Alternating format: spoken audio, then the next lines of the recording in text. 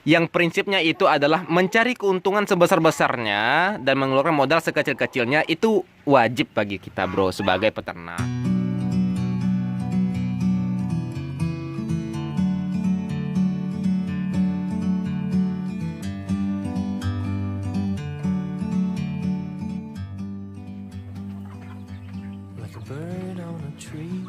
Ya, bismillahirrahmanirrahim. Assalamualaikum warahmatullahi wabarakatuh. Selamat berjumpa kembali bersama saya di channel Peternak Gokil. Mudah-mudahan di channel ini selalu bisa memberikan informasi yang bermanfaat di seputaran peternakan ayam kampung.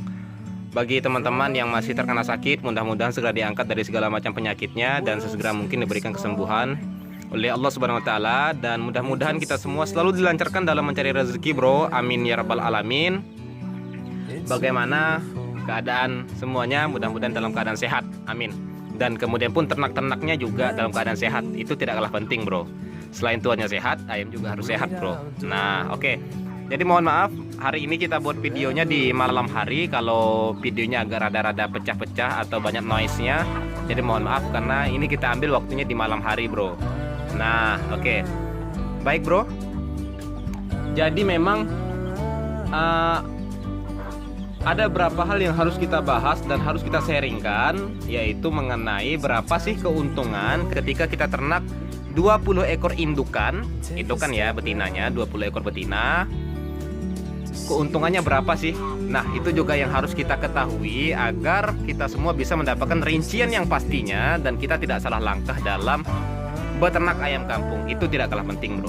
Nah, oke. Sebelum kita bahas ke segmen itu, ya segmen bro. Jadi kita lihat dulu bagaimana perkembangan ayam-ayam kita bro. Nah ini adalah ayam AK kita, ayam kampung asli kita yang ada di kandang saya yang sudah saya turunkan. Dan ini berusia 2 minggu bro. Ini usia 2 minggu. Untuk ayam-ayamnya ada sekitar 20 ekoran. Jadi lumayan lah kan, pertumbuhannya juga bagus. Jadi nah seperti ini bro, pertumbuhan AK kita. Jadi kemarin itu ada yang bertanya, bang itu anak ayam KUB atau apa bang? Nah kalau di kandang saya ini bro, terus terang belum ada produksi dari sejenis KUB bro. Karena KUB kita baru juga belajar nelor. Jadi kemarin pun sudah saya coba untuk tetaskan, tapi belum fertil telurnya bro. Jadi belum bisa kita tetaskan. Jadi masih kita konsumsi. Jika kita jadikan telur dadar goreng atau telur mata sapi. Nah jadi seperti itu. Nah jadi di sini semua AK. Nah untuk yang di bawah masih kosong bro, masih kosong. Ada pun ayam yang 1 kiloan. Wah kaget ya bro, kena sinar matahari. Ini sinar matahari, sinar kamera. Nah ini indukan-indukan kita larmut di waktu malam hari. Nah kita akan bahas, masuk ke dalam sub topik atau pembahasan kita pada video kali ini mengenai keuntungan dalam beternak ayam kampung. Nah dari jumlah 20 ekor indukan. Oke, mudah-mudahan dia tidak kaget ya. Jangan kaget bro, jangan kaget bro. Nah, mudah-mudahan tidak kaget. Nah, jadi seperti ini. Nah, oke, berapa sih keuntungan kita beternak ayam kampung, indukan ayam kampung 20 ekor? Jadi begini cara menghitungnya bro. Kita pertama harus memilih ayam kampung yang memang memiliki genetik petelur kuat. Dan kemudian pun secara produksi telurnya itu mereka ketika kita tetaskan bisa kita gunakan untuk ayam pedaging atau untuk ayam petelur.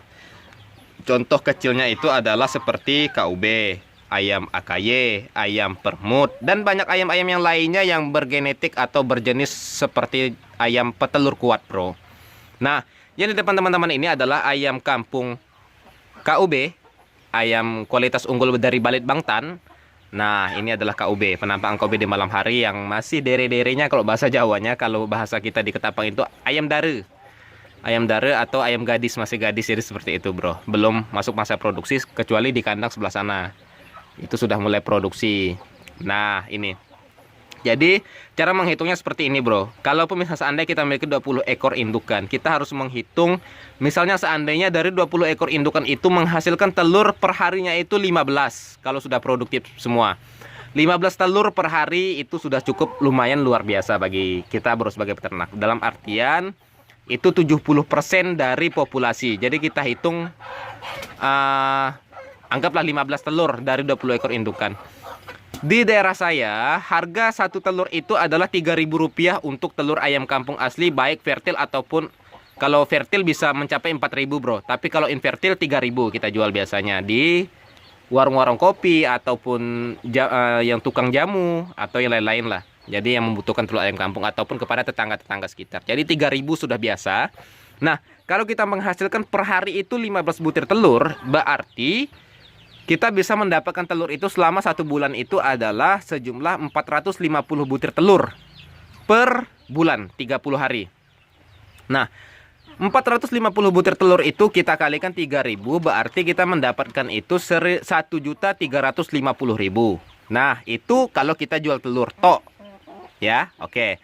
Nah, sedangkan ayam KUB ini mengkonsumsi pakan per harinya itu adalah 90 gram, dalam artian 45 gram itu pagi, 45 gram sore. Jadi total keseluruhannya itu ada 90 gram per hari mampu mereka habiskan untuk konsumsi pakan dari ayam KUB ini bro. Nah, dalam artian per harinya itu mereka ini mampu menghabiskan pakan untuk pakan petelur itu 1,8 kg. Kan 1,8 kg per hari. Kita kalikan untuk 30 hari itu dalam artian 54 kg.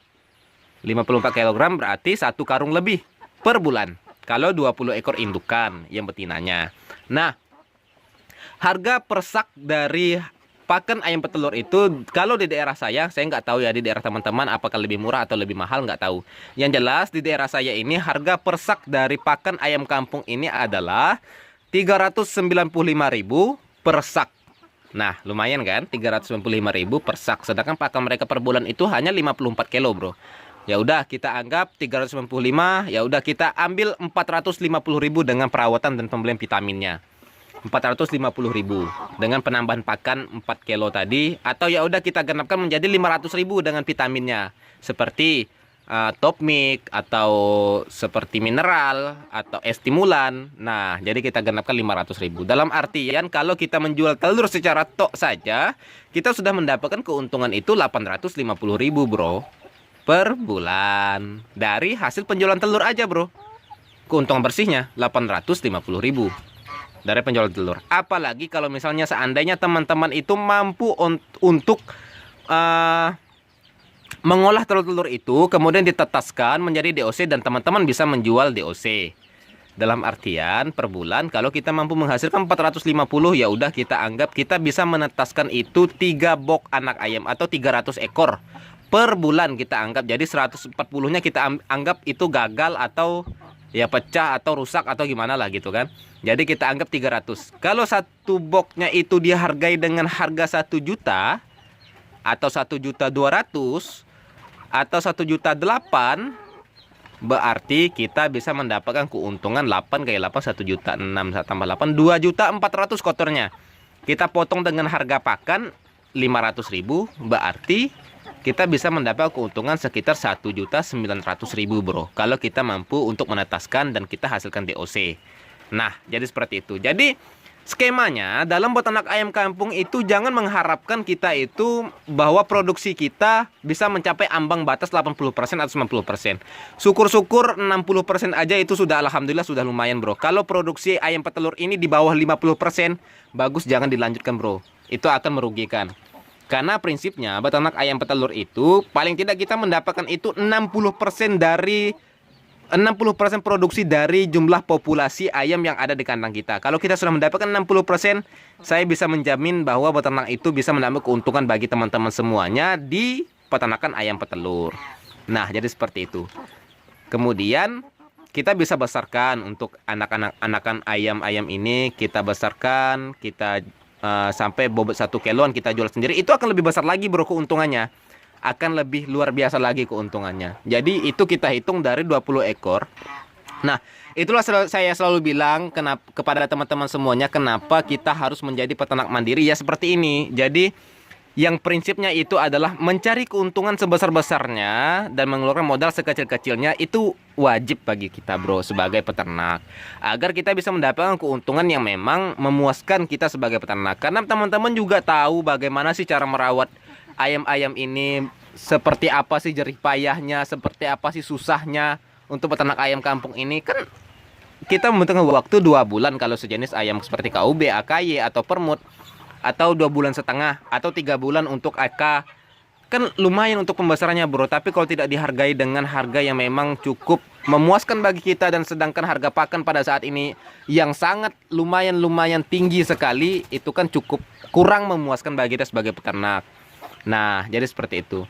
Jadi makanya kita harus menjadi peternak mandiri agar kita bisa mengurangi kos produksi pengeluaran kita atau biaya pengeluaran kita dalam memelihara ayam kita bro. Nah, jadi seperti itu. Jadi makanya kita harus menjadi peternak mandiri. Kita ketika menjadi peternak mandiri, kita bisa menghilangkan dalam pembelian DOC. Keuntungan otomatis menjadi lebih besar. Jadi seperti itu. Nah, mungkin itu saja untuk mengenai pembahasan kita pada malam hari ini mengenai keuntungan dalam beternak ayam kampung. Indukan ayam kampung 20 ekor. Jadi keuntungannya seperti itu, bro. Lumayan kan? Dari telur aja kita hitung kalau kita mendapatkan telur dari 20 ekor 15 butir yang bertelur setiap hari. Sudah lumayan dari hasilnya. Apalagi kita mampu mengolah sampai mencetak DOC. Kita jual DOC-nya, kita besarkan jadikan pedaging, itu lebih besar lagi. Saya bisa menjamin hal itu.